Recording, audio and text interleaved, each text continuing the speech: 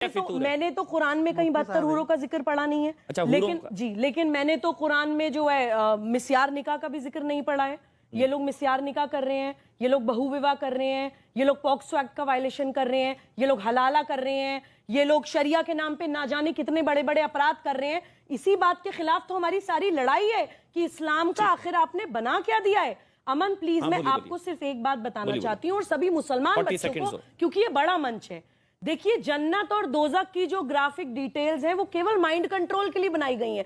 जन्नत में हूरें हैं, दूध की नदियां हैं, शहद की नदियां बह रही हैं। ऐसी दोज़ख में अगर हमसे कोई गलती हो जाए तो हमें गरम गरम तेल में पकौड़ों की तरह तला जाएगा, सांप बिच्छू हमें काटेंगे। यानी कि लालच और डर, ये लालच और डर दो चीजें इस्तेमाल करते हैं मुसलमान बच्चे का माइंड कंट्रोल करने के लिए। एक समय के बाद वो अपनी सोचने समझने की क्षमता भी खो देता है, वो अपनी रैशनैलिटी खो देता है। इस तरह की ऑपरेंट कंडीशनिंग ये बचपन से 2 साल की उम्र से लेकर 80 साल की उम्र तक एक मुसलमान की करते हैं, तभी वो सुसाइड बॉम्बर बन के फटता है भाई।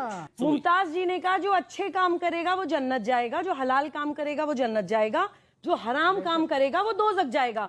ये इनका लॉजिक है। मुझे इस लॉजिक से भी कोई दिक्कत नहीं है अगर हराम हलाल की लिस्ट तो रैशनल हो। हलाल इनका किसी निर्जीव, किसी बेजुबान जानवर पे छुरी चला दो तो वो हलाल है। किसी हिंदू को मुसलमान बना दो तो 7 पीढ़ियां जन्नत में जाएंगी, वो हलाल है।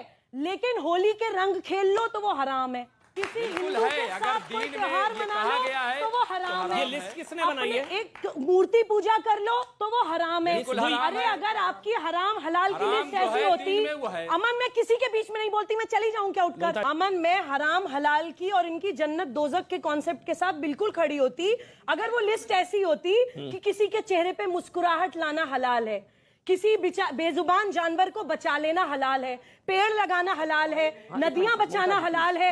ये तो आपकी लिस्ट होती नहीं है। आपकी लिस्ट ही लॉजिकल होती है। मुसलमान बच्चे को डराने वाली सारी चीजें होती हैं। रंगों से खेलना हराम कैसे हो सकता है जी? नाचना हराम कैसे हो सकता है? गाना हराम कैसे हो सकता है? ड्राइंग पेंटिंग करना हराम कैसे हो सकता है? इसका जवाब दीजिए आप मुझे। मैं बिल्कुल इनका साथ देती अगर इनकी हलाल की लिस्ट ऐसी होती कि किसी के चेहरे पे। इस्लाम की मानी है, ये आता है अरबी लफ्ज सलाम से, जिसके मानी है पीस, जिसके मानी है अमन। इस्लाम आता है अरबी लफ्ज सिल्म से भी, सिल्म के मानी है to submit your will to almighty God. अपने आप अपनी ख्वाहिश से अल्लाह सुब्हाना व ताला के अहकामात पर अमल करना, इसे कहते हैं इस्लाम। मीडिया एक बहुत अहम जरिया है। It's a very important tool, in fact it is an important weapon. ये एक अहम हथियार है। मीडिया से दिन को रात में तब्दील किया जा सकता है, सफेद को काले में, बुरे को अच्छे में, हीरो को विलन में और विलन को हीरो में। यह है मीडिया की ताकत।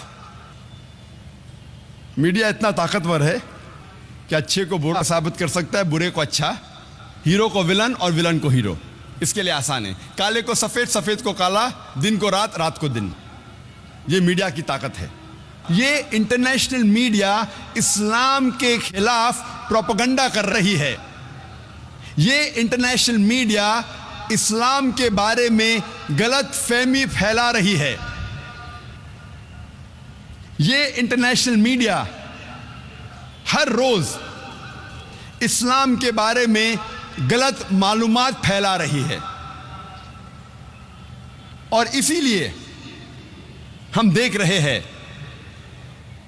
कि इंटरनेशनल मीडिया, उसकी पूरी कोशिश है, वो अपनी पूरी ताकत लगा रही है इस्लाम के खिलाफ। और ये इंटरनेशनल मीडिया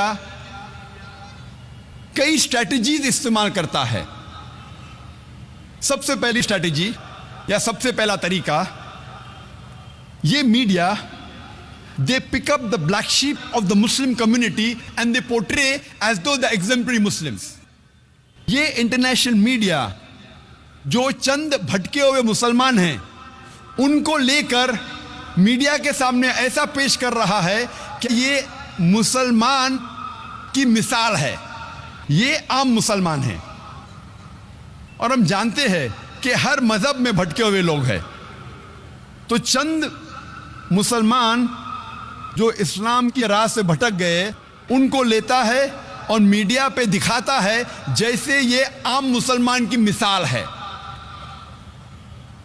मिसाल के तौर पे अगर एक लेटेस्ट मर्सिडीज कार मार्केट में आती है 500 SEL 2008 मॉडल, और आपको जानना है कि मर्सिडीज कार कितनी अच्छी है, और अगर आप इस मर्सिडीज कार के स्टीयरिंग व्हील के पीछे एक ऐसे इंसान को बिठाते हैं जो ड्राइविंग नहीं जानता है और वो गाड़ी को ठोकता है, गाड़ी का एक्सीडेंट करता है, मैं आपसे पूछना चाहता हूं आप किसको दोषी ठहराएंगे, गाड़ी को या ड्राइवर को?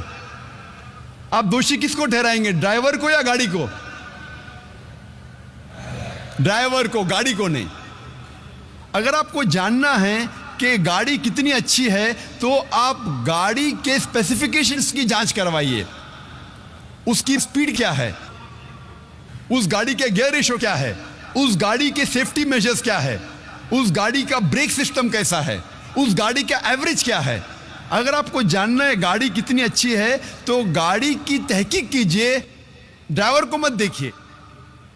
इसी तरीके से अगर आपको इस्लाम के बारे में जानना है तो इस्लाम की मजहबी किताबों का मुताला कीजिए, आप कुरान पढ़िए और सही हदीस का मुताला कीजिए, फिर आपको पता चलेगा इस्लाम कैसा मजहब है। आप मुसलमानों को मत देखिए।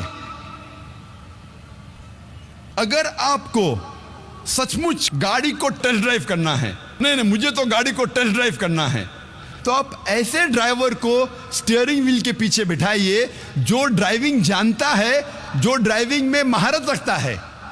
अगर आपको सचमुच इस्लाम के बारे में जानना है और कोई मुसलमान को देखना है तो सबसे बेहतरीन मुसलमान की मिसाल है हमारे आखिरी पैगंबर मोहम्मद सल्लल्लाहु अलैहि वसल्लम।